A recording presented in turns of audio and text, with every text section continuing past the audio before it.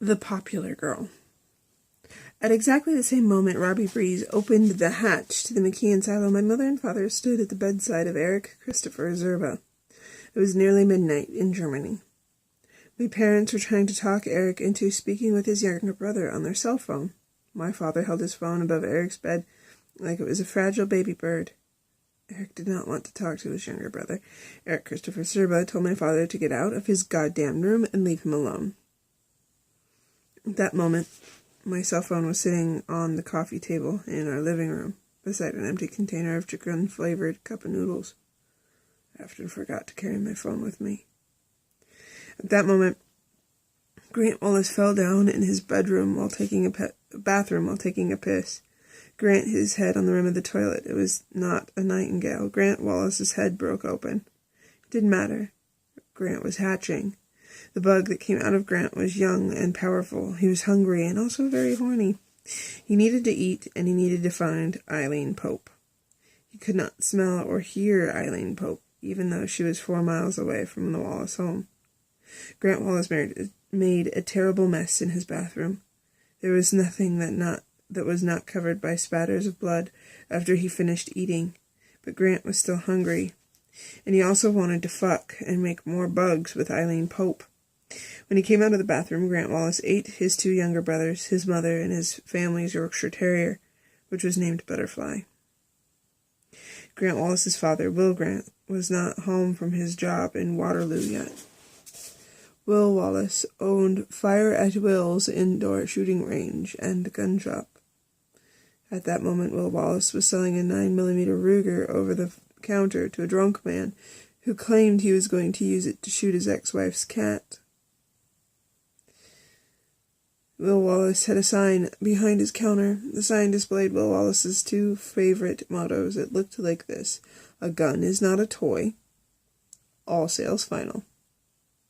The 3 Hover boys Grant Wallace enjoyed hanging out with hatched within minutes of one another. Like Grant, Travis Pope, and Hungry Jack, they wanted to do only 2 things.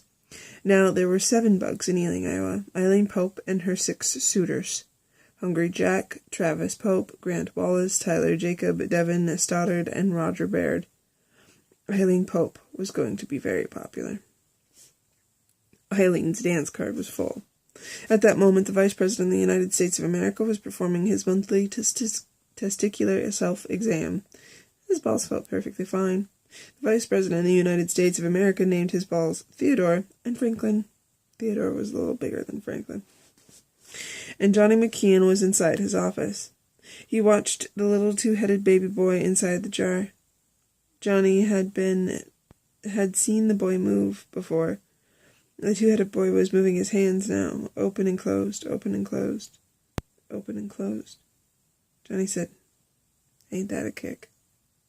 Johnny thought the thing inside the jar was some sort of deranged toy. 2-headed boys are not toys. Ollie Jungfrau was lying in his bed. He lived in a bachelor apartment in the Del Vista Arms. He needed to take the day off after the stressful ordeal with Wayne DeLong in the parking lot of Grasshopper Jungle the night before. Ollie Jungfrau thought masturbating would make him feel more cheerful. He also phoned out for pizza delivery from Satan's Pizza. Customers for Tipsy Cricket Liquors had to bother Johnny McKeon at the second-hand store if they needed booze, cigarettes, or condoms. Johnny didn't mind. Johnny McKeon never minded much of anything.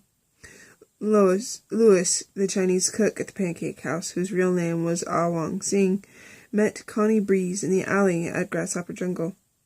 They went back to the Del Vista Arms together. At exactly the same moment, the hatch on McKeon's silo came up into the Iowa sky for the first time in 40 years. Connie Breeze was making certain her son, Robert Breeze Jr., was not at home. She went through Robbie's room looking for a box of condoms she found on the floor of Robbie's bedroom a Tuesday afternoon when Robbie was at school. Awan Singh sat naked, waiting for Connie in her bedroom, which was just on the other side of the little bathroom where I vomited and taken a shower on Tuesday morning. And at exactly the moment Robbie lifted open the old hatch and the subterranean chamber below our feet lit up in pale fluorescent green light, I was thinking about having an underground threesome with Shannon and Robbie and feeling myself turn red and hot with my sweating, embarrassed horniness. I also wanted cupcakes. Welcome to Eden. If driving out to the Tally Hill with Robbie Breeze was like traveling forward in time, then climbing down the belly of the McKeon silo with him was like going backwards. First, Robbie climbed down the rounded steel ladder, and Shan and I followed. As soon as Robbie was halfway down to the floor, which was 15 feet below the hatchet opening, a welcoming sound chimed us into the silo. It was recording a very sterile, anesthetized sounding woman's voice that said, "Welcome to Eden. Please secure the hatch upon entry. Welcome to Eden. Please secure the hatch upon entry. Welcome to Eden. Please secure..." I said. The message kept repeating without any indication that it would stop. I added, "Shan, if this place ends up being full of sperm, I'm leaving." The place did have sperm in it. We found it later. You will see. "It's just like our mothers or something," Shan said. "I bet it won't shut up till one of us closes the front door." Shan pointed to the hatch at the disk of the blue Iowa sky above our heads. Shan was very smart. I thought it was like our mothers because the voice sounded like the two Connies, Connie Breeze and Connie Serba, when they were floating along on the little blue kayaks. "Welcome to Eden. Please secure the hatch upon entry. Welcome to Eden. Please secure the hatch upon entry." I'll say, "Okay," I said. I can't take it anymore. But before I could do anything, Robbie was back up the ladder, sealing shut the hatch above us. The welcome announcement stopped. Robbie looked down at us from atop the ladder. I said, "What if we can't get out, Rob? And this chamber suddenly begins filling up with sperm or shit like that?" "Eden 5 needs this porcupine." I repeated. "You worry too much," Robbie said. That was very true. Everyone knew I worried too much. Absent-mindedly, I filled with the silver St. Casimira's bauble dangling from the chain around my neck. Some kind of sign. The diving bell turned out to be much more than a diving bell. It was a bunker fortress, a preserved glimpse, like Paleolithic cave art, at the paranoia that gripped Cold War Ealing, Iowa, the United States of America. It was everything in the entire world down there. You will see. The first room below the hatch was something like a mudroom. There were benches all along its circular wall, with coat and hat hooks positioned at even distances above them. The wall was painted an industrial shade of gray, with bold yellow block letters that said, "McKeon Industries Infestation Complex, Eden Project, Ealing, Iowa." There was a pair of scuffed wingtip shoes left beneath one of the benches, as well as a powdered blue windbreaker hanging from the hook. There was also a matching set of 3 of the same plastic pink lawn flamingos, with the wire stakes coming out of their asses. The wire stakes were fed through perfectly drilled holes in the benches. The flamingos were turned with their beaks toward the center of the mudroom, like they were watching us. "Must be some kind of nuke shelter," Robbie said. "Nah," I said. "It has something to do with that shit Tyler dropped." Shan said, "What are you talking about?" "Let's see what's down here," I said. A single metal door led out of the entry room. The fact that this door also had a sealing airlock mechanism convinced me that the silo had been created for some anticipated disaster. A reasonable observer might conclude that Dr. Grady McKeon had prepared the structure, as many Americans did in the 1960s, as a type of bomb shelter for his family. But I knew after what I'd seen inside John McKeon's office from attic to cellar consignment store that there was something much more to this silo than Grady McKeon's creations. I was certain Robbie believed it too. None of us had any way of knowing it at the time, but Robbie Breeze and the bloody message he left on the pavement at Grasshopper Jungle just as much to do with the end of the world as old dead Dr. Grady McKeon ever did. We went through the first floor.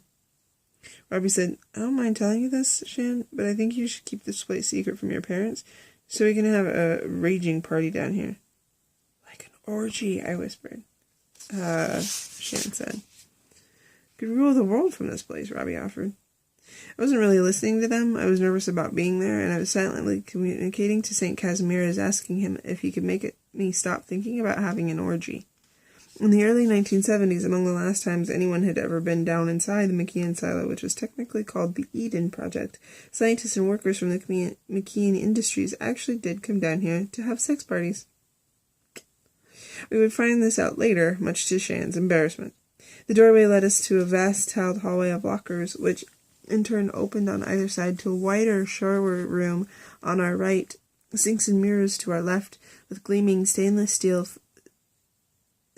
fixtures and hospital-clean floors and walls. I went inside the shower room. The shower heads were arranged like sunflowers, blooming outward from the top of central posts that looked like columnar periscopes in old submarines. 20 people could shower in there at the same time. The place was obviously designed with the idea of not segregating shower takers and clothes changers by gender. I opened one of the spigots. The water came out hot. The place was suitable for an army, and it was all ready to be used. Too bad I already took a bath today. Yeah, too bad, Shan said. She was joking. In the shower chamber at the end of the room, where there were polished redwood benches and cubbies for towels and clothes, there were 3 doored stalls to toilets and an enormous 20-foot-long porcelain columnal wall urinal. I examined the top of the urinal. There were birds on it, with ribbons coiled around their happy beaks. The urinal was an antique nightingale. I knew I'd have to pee in that thing. My destiny was calling. Once again, every highway that had ever been laid was intersecting right at my feet. I rubbed the St. Casimir's medal against my chest and thanked the Virgin Boy. Robbie had opened some of the lockers. They all contained identical sets of supplies. Clean towels and shower kits with soap and razors, fresh white and blue nylon jumpsuits that zipped up the front, sealed packages of white socks, and cloth caps, all of which had been embroidered in blue and gold thread with the McKeon Industries Scientific Lab Department logo. All the jumpsuits were numbered and said Eden on their chests. I wonder if we should change our clothes or shit, Robbie said. If there's one that says Eden 5, I am putting it on, I decided. Robbie waved a hanger like a banner out in front of me. On the left chest, the jumpsuit said this, Eden 5. This is like some kind of sign or some shit, I said. Okay. Broke the 10-minute mark. Next one is Gimme Shelter, which should be fun. Good night, love. Sleep well. Or head off to work well. Or whatever you're about to do. I'm going to pass out.